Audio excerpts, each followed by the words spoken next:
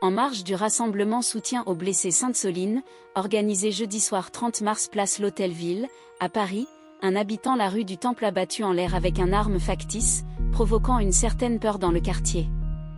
Voici ce que nous savons. Comme une légère vague de panique.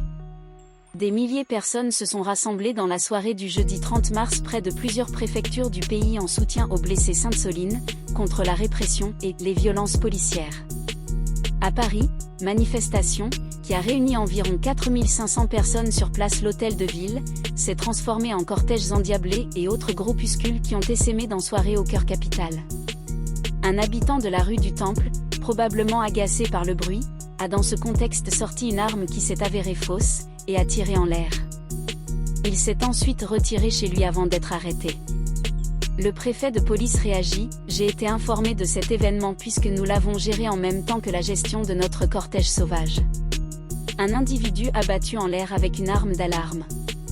L'homme s'est réfugié chez lui et la police a dû l'interpeller à l'intérieur de son appartement, a déclaré Laurent Nunez, dans la matinale de CNews ce vendredi, au lendemain des faits. Cependant, le préfet de police de Paris ne connaissait pas encore les raisons qui ont poussé cet homme à mener cette action.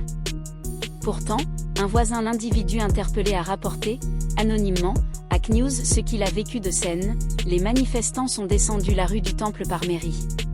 Ils ont commencé à brûler des poubelles en bas.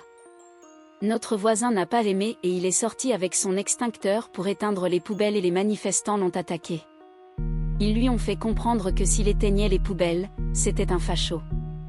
Les participants à la manifestation sauvage ont alors commencé à courir vers lui et il aurait eu peur. Il avait un petit truc factice sur lui qui faisait du bruit. Il a tiré en l'air pour les effrayer, mais c'était tout.